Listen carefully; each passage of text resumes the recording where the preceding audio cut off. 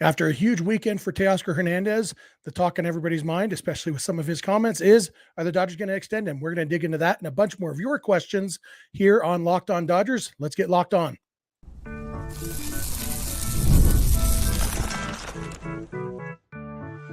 You are Locked On Dodgers, your daily Los Angeles Dodgers podcast. Part of the Locked On Podcast Network, your team every day.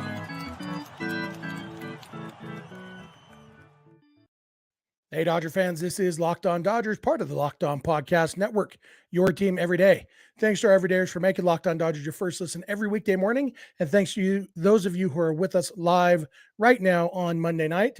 Remember, this show is free and available on all podcast platforms and on YouTube simply by searching for Locked On Dodgers. So please subscribe wherever you're watching or listening right now. If this is your first time with us, my name is Jeff Snyder. My co-host next to me is Vince Samperio. That's why it says Vince Samperio under his picture, unlike yesterday. Vince and I are both lifelong Dodger fans, just like a lot of you. We've also both spent time covering the Dodgers in the press box and the locker room, so we're not quite insiders, but we bring you the smart fans' perspective on our boys in blue every weekday morning. Today's episode is brought to you by PrizePicks, the easiest and most exciting way to play daily fantasy sports. Go to prizepicks.com/lockedonmlb and use code all lowercase lockedonmlb for a first deposit match up to $100. And with all that said, Vince, it was an off day for the Dodgers, but not really an off day for Dodgers news, because there was an interview with Teoscar Hernandez where he was asked about the possibility of staying with the Dodgers after this year. He's on a one-year contract, and he said, I know you texted it to me. Here it is. He said, I should have had this ready. He said, I want to stay. I don't want to keep bouncing around the league. I feel good here, comfortable. I think this is a good chance for me to win. That's the most important thing for me. It's a great group. I would love to stay. And so unsurprisingly, when we put out a call for questions from our listeners and our insiders, a lot of them asked about Teoscar Hernandez an extension. By my count, we've got at least 6 questions, basically boiling down to, so the Dodgers going to extend Teoscar or what? Yeah, and I mean, it's a valid question. He's having a good season so far. You know, no matter how you slice it, he's been good for the Dodgers, especially when it came down to a one-year deal. There's no such thing as a bad one-year deal. There's no such thing as a bad one-year deal, especially when the guy's performing.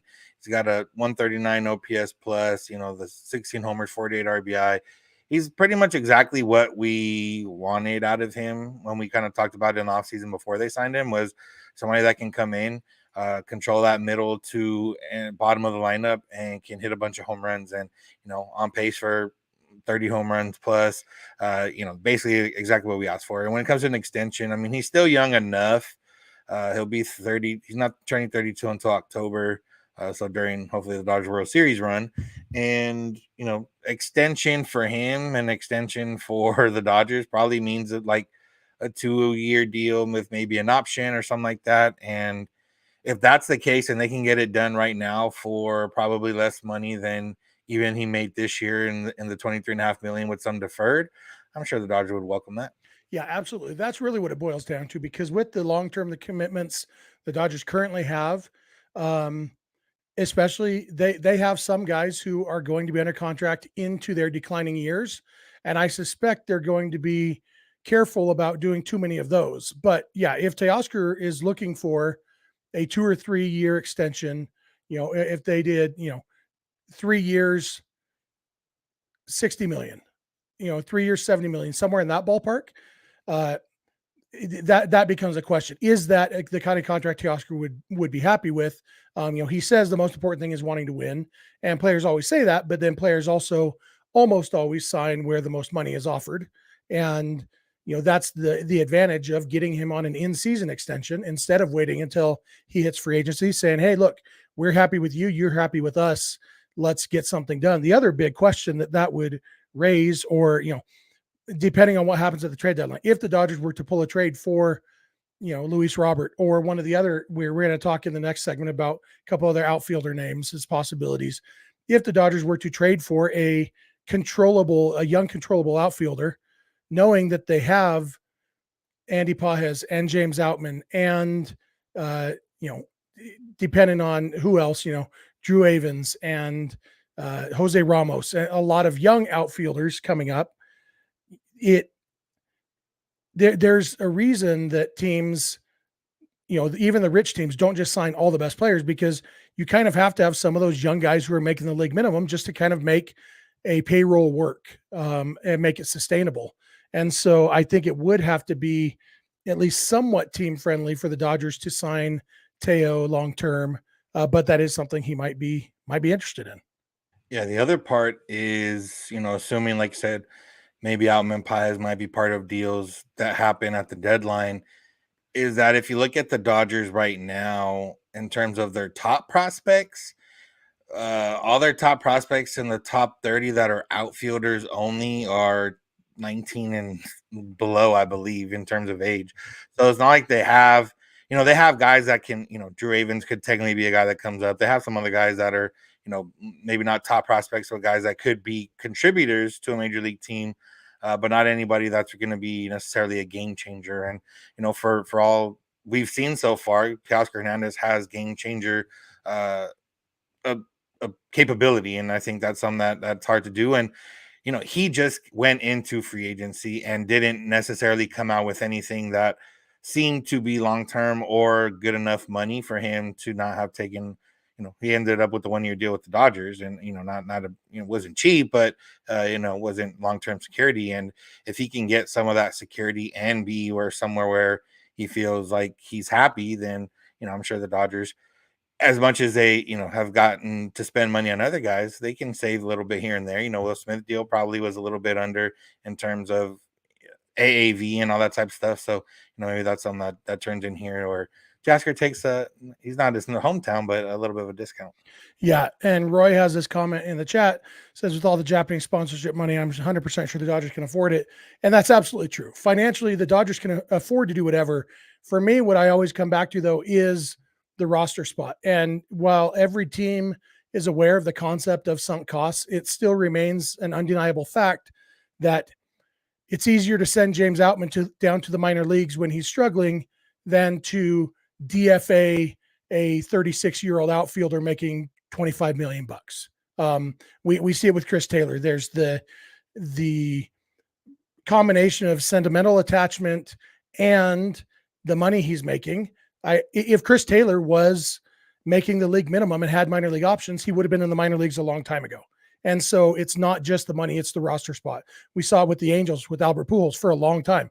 Albert Pujols was not worth the money he was being paid for the last, 8 years of his 10-year contract with the Angels. And yet he kept on playing. And it wasn't until he just had less than a year left on his contract that they finally said, okay, we're DFAing this guy. We're done with him. And the Dodgers got him for the league minimum, and he was worth it for the league minimum. He wasn't worth it for the $30 million he was making. And it's really hard to get rid of a guy who's making a lot of money, especially a guy who's been really good for you, partly because of sentimental value, but also just the fact that, like, even right now, a lot of us still have this nagging thing in the back of our minds. Maybe Chris Taylor is going to come out of this. Like, seeing how good Chris Taylor's been at times in the past, it's like, it's hard to get past it. And with Chris Taylor, and probably most of us have gotten to the point where okay, it's not coming back. But imagine, if Chris Taylor is really done, we could look back and say he's been done for a year and a half.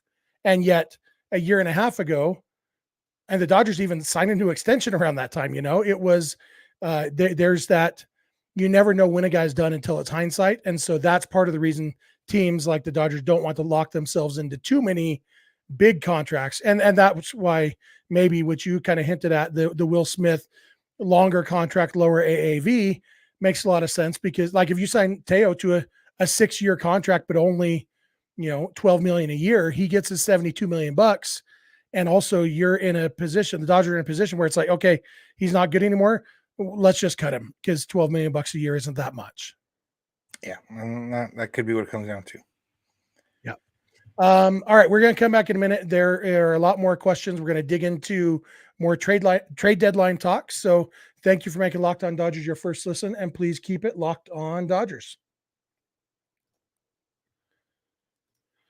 This episode is brought to you by Ibotta. This spring, flowers won't be the only thing you're growing. When you use Ibotta, you can watch your cash back grow with every purchase you make. Ibotta is a free app that gives you the most cash back every time you shop on hundreds of items, from groceries to beauty supplies to toys. You're going to be buying this stuff anyway. You might as well make sure you're beating inflation by getting cash back on it. The average Ibotta user earns $256 a year. That could cover the cost of a shopping trip, a plane ticket, a Dodger game, or the fancy dinner you've been craving. Join the over 50 million users and earn cash back every time you shop from over 2,700 brands and retailers, including all your favorite grocery stores, Lowe's, Macy's, Sephora, Best Buy, and more. Right now, Ibotta is offering our listeners $5 just for trying Ibotta by using code LOCKEDONMLB when you register. Just go to the App Store or Google Play and download the free Ibotta app to start earning cash back and use code LOCKEDONMLB.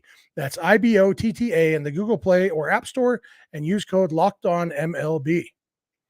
This episode is also brought to you by PrizePicks. PrizePicks is America's #1 fantasy sports app with more than 3 million members. It's the easiest and most exciting way to get in on the action while you watch your favorite sports and players. You just pick more or less on 2 or more player stats and watch the winnings roll in. With PrizePicks, you could turn $10 into $1,000 in a single game watching your favorite sports this summer. You can make a PrizePicks lineup in as little as 60 seconds. You just need to pick more or less on 2 to 6 player stat projections, and you're locked in. PrizePicks is the best way to get action on sports in more than 30 states across the country, including California, Texas, and Georgia. Quick withdrawals, easy gameplay, and an enormous selection of player and stat types are what make PrizePicks the #1 fantasy sports app. So download the PrizePicks app today and use code LOCKEDONMLB for a first deposit match up to $100. That's promo code LOCKEDONMLB in the PrizePicks app for a first deposit match up to $100. PrizePicks, pick more, pick less. It's that easy. Hey, we're back. I want to thank you for making Locked On Dodgers your first listen every weekday morning.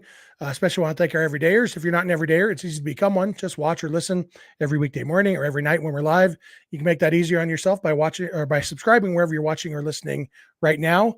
Remember, you can also go beyond the podcast and become a Locked On Dodgers insider by going to joinsubtext.com/LockedOnDodgers. It's our text message service. We text you our thoughts on news, rumors, all of that stuff. You can text one-on-one with us, ask us questions. Most of our questions here today are coming from our insiders group. So that's a lot of fun. It's just a few bucks a month with a free 14-day trial. Also, check out Locked On Sports Today and Locked On Sports Los Angeles, the 2 24/7 streaming channels on YouTube from the Locked On Podcast Network. Locked On Sports Los Angeles is where you can find the Locked On Dodgers postcast after almost every Dodger game, normally hosted by Pete Fox, although it was me this last Yankees series, and it will be me for the next 3 days of the Rangers series. So check that out right after the Dodger game on Locked On Sports LA. And remember, you can catch every pitch of every Dodger game on SiriusXM or the SXM app simply by searching for Dodgers. And jumping back into our questions now, we have several questions or a few questions about the trade deadline. Let's go first to this one's in my text messages from our buddy Thomas. He asks, why didn't it click on it? Okay. What do you think of the idea of getting Jarren Duran from Boston or JJ Bleday from Oakland instead of Luis Robert? Would probably cost less. You have any thoughts on JJ Bleday or Jarren Duran, Vince? Yeah, one, I don't know if the teams are looking to trade those guys. Bleday maybe a little bit more likely, I guess, than Duran. The Red Sox are still somewhat in it. I mean, they're not completely out of it yet. I'm sure they will be open to deals. But Duran, he's fast. He has, I think, 10 triples, more than almost half the league has teams as a whole.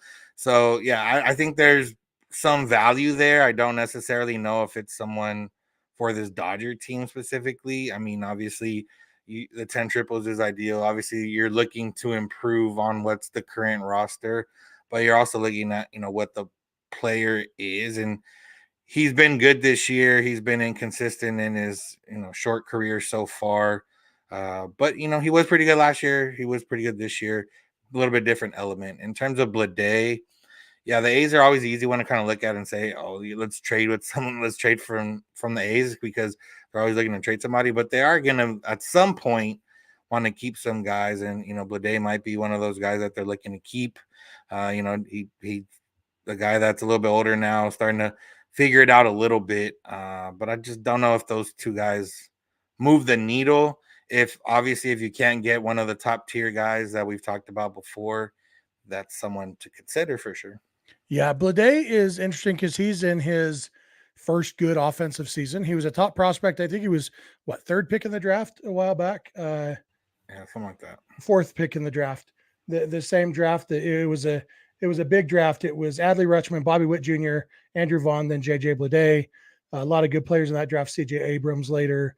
So Corbin Carroll too. Who did the Dodgers take that draft? Michael Busch. Oh, that's the year they got Michael Busch and Cody Hosey in the first round, I think. Anyway, it's his first good year offensively, and so it's hard to know how real that is.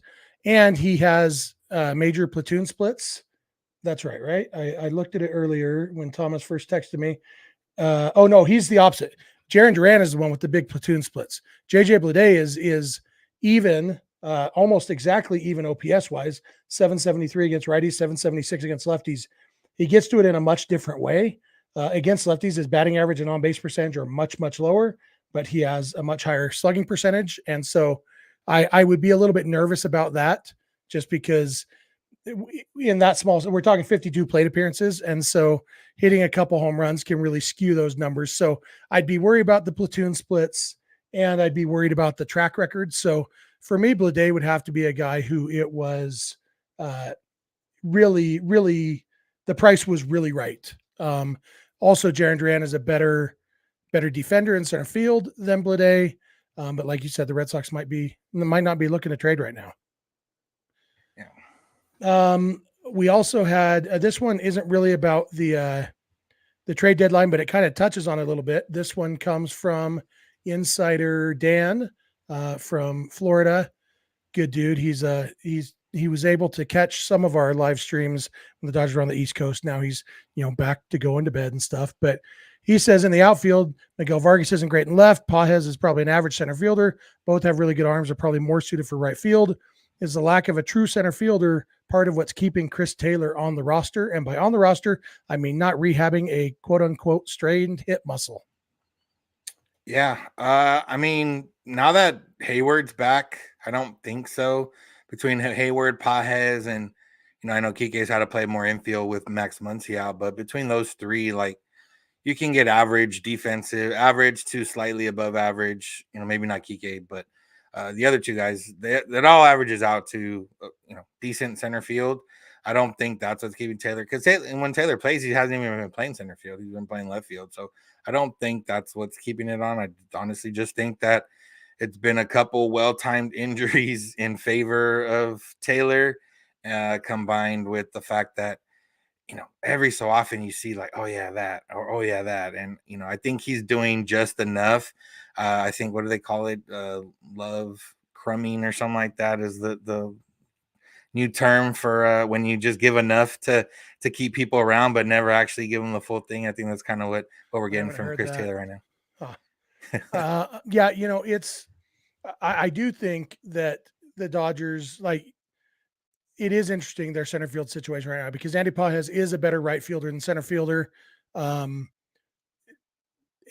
Jason Hayward is probably a better center fielder than Pages, but I also am not totally sold on him as a really good defensive center fielder. And I'm not sold on him as a guy who won't ground out to second base most of the time, except as we saw on Sunday, when you could actually use a ground out to second base, then he strikes out.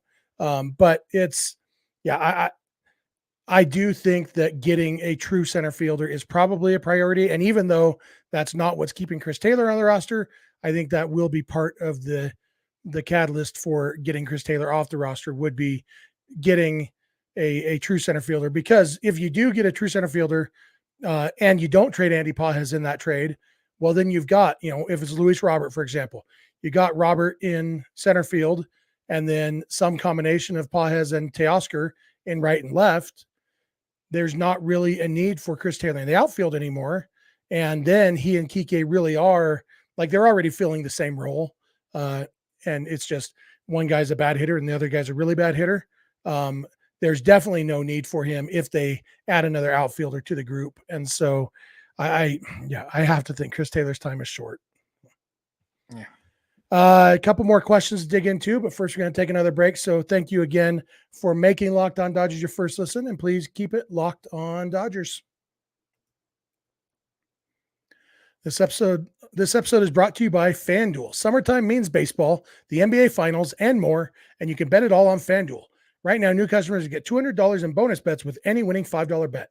That's $200 you can use to bet everything from the Finals MVP to who's going to hit one out of the park. And to get that $200 in bonus bets, all you got to do is make one bet of $5 that wins. So pick a sure thing that you're sure about, put $5 on it, get your $200 in bonus bets, and then go crazy on those $200 bonus bets. Like, say, for example, Paul Skeens pitching tomorrow. The odds for him to throw a no-hitter through 5 innings, which isn't out of the question for Paul Skeens, plus 3,100. That's a big money winner if he could do that. Imagine if you put, say, $200 on that, plus 3,100. You just made thousands of bucks on that. So a lot of different ways to use this $200 in bonus bets. But the first step you got to do is win a $5 bet. So visit FanDuel.com/lockedon and add a big win to your summer bucket list. FanDuel, America's #1 sportsbook. Hey, we're back. Thanks again for making Locked On Dodgers your first listen every weekday morning. Thanks to all of you who are with us live tonight. We are on a roll these days. We've been live almost every day for the last 3 weeks and enjoying this, enjoying interacting with all of you. Become an everydayer by watching and listening every weekday morning. You can make that easy on yourself by subscribing wherever you're watching and listening right now. Remember to become a Locked On Dodgers insider by going to joinsubtext.com/LockedOnDodgers. Check out Locked On Sports Today and Locked On Sports Los Angeles over on YouTube, and listen to every pitch of every Dodger game on SiriusXM or the SXM app by searching for Dodgers. Before we jump into the questions, I want to address a couple of these comments really quick, Vince. We've seen a couple of comments, one from Jeffrey Garcia, talking about extending Teoscar Hernandez. I think we shouldn't extend him until we see him in October. Many players fall, unfortunately, when it matters. I'm not saying Teo will, but let's let it ride till the playoffs. And then Echo 323 says basically the same thing. Let's wait to see what he does in the playoffs. Do you have any of that consideration? Would you take that in mind that we haven't seen Teoscar Hernandez in the playoffs for the Dodgers before making him a extension offer? Yeah, I mean, you're rolling the dice. If he has a good season like he's been having, and then performs well in the postseason, then someone could throw more money at him than you're willing to give him, and you could have got him for cheaper. And I think at this point, you could say that about anybody. And I don't think, like, if Teoscar has a really good postseason this year, and then you did sign him to an extension, and then he has 3 really bad postseasons, like, what were you really paying for? It's like every guy they've kind of had the last few years has had an up and down. And Corey Seager, like, if you paid for his 2020 postseason, but then you got what he did in other years with the Dodgers, you would be upset about that. And last year it worked out for the Rangers, but it could just as well not work out the next 2 years if they make the playoffs. So yeah, or even more clear example, a guy like Mookie Betts, who the Dodgers did extend in his first season with the team. If they had waited to see what he did in October, they see October 2020. Hey, he led us to a World Series title. He played great in October. Sweet. This guy is a playoff performer. Let's sign him to an extension. And then now people would be saying what they're saying. He chokes in October. When realistically, I think it's just that, I don't buy into the mystique of playoff performance like a lot of people do. I think that it's really hard to tell. Everybody is bad in the playoffs until they have a good series. That includes Corey Seager. It includes Barry Bonds. Barry Bonds is notoriously bad in the postseason until 2002, and then he was really good. And he was even bad, after he started taking steroids. It wasn't just the steroids. Allegedly, sorry, don't sue me, Barry. And so Teoscar, he's played 4 playoff games in his career, 2 wild card series when he was with the Blue Jays. One of them in 2020, he was bad. He went 1 for 8 with 4 strikeouts. The other one, he was good. He went 2 for 8 with 2 home runs. And so, it's Teoscar could be awesome this October, and it still wouldn't tell us really anything about what he's going to be in October 2025 or October 2026 or any of those other years. So for me, I don't take that into consideration. I don't think. Yeah. All right. Jumping back into our questions. We have a question from, let's do this one next. This one is from our buddy Dan Weitzman, lives in Sacramento, but from LA originally. He asked, do you think the Dodgers would ever consider a 7-man rotation? I don't know how that would work. I don't think so. Again, anytime you go above 5-man rotation, the way the roster is currently constructed, you're banking on your pitchers to go at least 5, more so 6 innings every single time out in order to really make it viable. And I think, you're fighting with, you're fighting a little bit when there's a situation where you get one guy struggles, doesn't make it out of the 3rd inning. The next day, the guy, maybe has a high pitch count and only gets through 5. And then, the next day you have another guy who struggles and he only gets through 4 2/3. And then you're kind of, SOL a little bit because you don't have the arms to kind of cover all that type stuff. So I don't see a 7-man rotation ever happening. I do see 6-man definitely happening there. Yeah, especially with the limits on rosters, that you can only have 13 pitchers. Even going to 6-man is a little bit, it limits the bullpen. If they ever do what I hope they do and cut down the limit on pitchers even more to 11 or 12 pitchers, then it makes even a 6-man rotation harder. So yeah, I don't see a 7-man rotation happening until and unless there are major changes to the roster rules. Next question. Here it is. This one comes from David Z from Cleveland, Tennessee. He says, if you had control of the Dodgers batting order, would you leave it as is? Or if so, if you would make changes, what changes would you make? I think I'll leave the top 4 as is. Those guys are figuring them, they've all had different stretches where they've been hot. They've all had different stretches where they've been really bad. But ultimately, those are the 4 guys that you really worried about. And then after that, obviously with Muncy out, it makes things a little bit different. Teo's for sure 5 when Muncy's out, 6 when he's at times when he's in. I don't think there's much to do because after you get through 5 right now, it's just a matter of who's hitting a little bit better than all the worst hitters on the team. Yeah, the only real change I would consider would be flip-flopping maybe go Freddie 2nd, Smith 3rd, and Ohtani 4th to split up Freddie and Ohtani in the lineup, just because it is making it a little bit easier. Like when they're both playing their best, Ohtani and Freddie, it doesn't matter what hand the pitcher throws with. But this year, we have seen that it does matter somewhat. And so it is making things a little bit easier for teams right now to bring in a lefty and know that he can, face Freddie and Ohtani back to back. And so then you kind of pick your poison. So we've seen a lot of times they bring in a lefty to face Mookie, Ohtani, and Freddie. And if you had Will Smith in there who mashes lefties, you kind of making them say, okay, if you want the lefty to face Freeman and Ohtani, he's got to face Will Smith too. Yeah, I can see that reasoning for Freeman 2nd and Ohtani 4th in that regard. Yeah. Ohtani 4th, I would think. So for like power reasons, or not necessarily. I don't know. That's the hard part where you want your best hitters kind of at the top of the order, and that does take away 15 plate appearances from Ohtani over the course of the season, or I guess 30 if you go from 2nd to 4th. But you are making up for those with more Will Smith at bats against left-handed pitching, more at bats for Freddie Freeman, and it gets, it's either more at bats for Will Smith against lefties or more at bats for Freddie and Shohei against righties. Maybe you go with Freddie. I don't know. Like I'm just trying to think if because Freddie has struggled against lefties more than Ohtani has, and so if you go, I feel like Freddie would get more right-handed pitchers to face if he was between Mookie and Smith, probably. So I guess that's what I would do, probably. Makes sense. I think that's all the. Oh no, one more. I knew we had one more.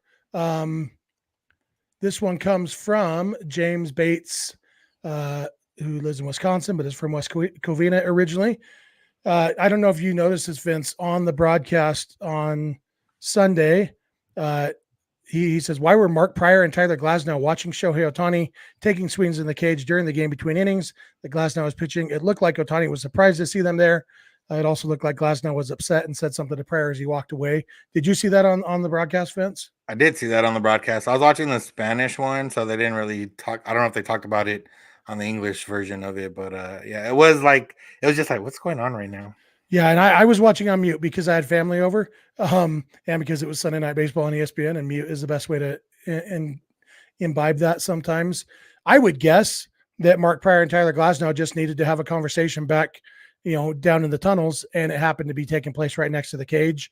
There's not that many places to go in a visiting dugout / tunnels. So I would guess it just happened to be that, hey, here's where we need to go to have a conversation. And that's where Shohei Ohtani happens to be taking some swings right now. I assume they weren't there to see Ohtani. And if Glasnow's having a conversation with his pitching coach, there's plenty of conversations that could be had that would have Glasnow being unhappy. So,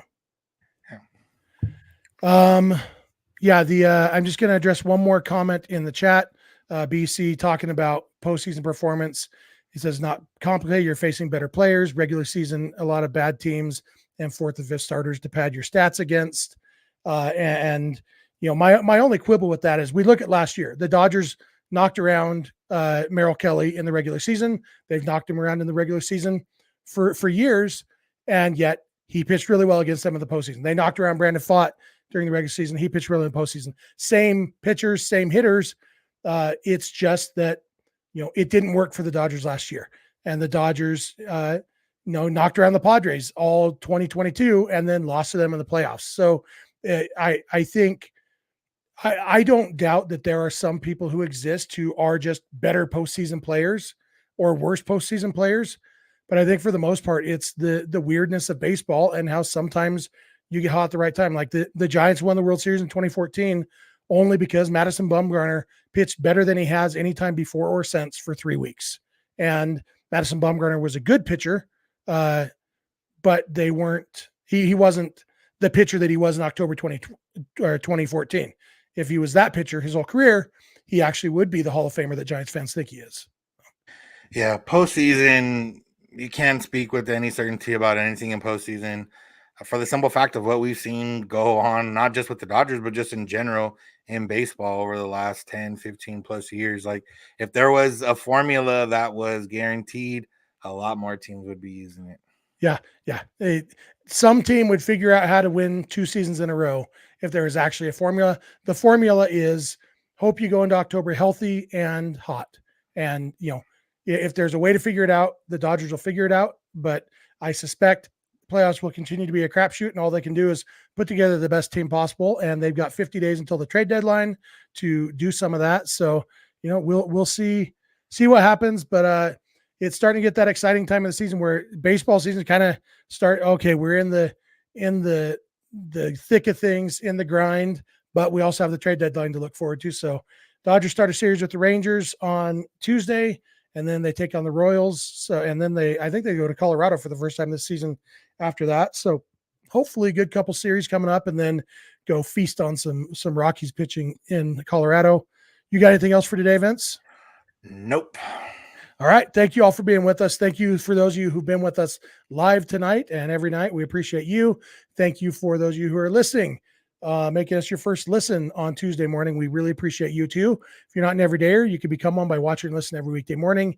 You can make that easy on yourself by subscribing wherever you're watching or listening right now. Remember to check out Locked On Sports Today and Locked On Sports Los Angeles over on YouTube, 2 24/7 streaming channels from the Locked On Podcast Network. Locked On Sports Los Angeles is where you can find the Locked On Dodgers postcast after most Dodger games, and I will be guest hosting that for the Rangers series live as soon as the games end. So check that out. You can become a Locked On Dodgers insider by going to joinsubtext.com/LockedOnDodgers.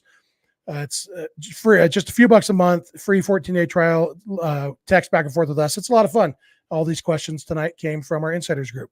You can follow us on Instagram, Twitter, and TikTok at Locked On Dodgers. Vince is on Twitter at VinceSense91. I'm on Twitter at Snydog. Both of our DMs are open over there. You can also email us, lockedondodgers@gmail.com, or send us a voicemail or a text message to 323-863-LOCK, 5625. We are here every weekday morning, and we hope you'll be here with us. When you get in your car or sit on your couch, tell your smart device to play podcast Locked On Dodgers. And remember, you don't have to agree. You just have to listen. We'll talk to you tomorrow. Have a good one.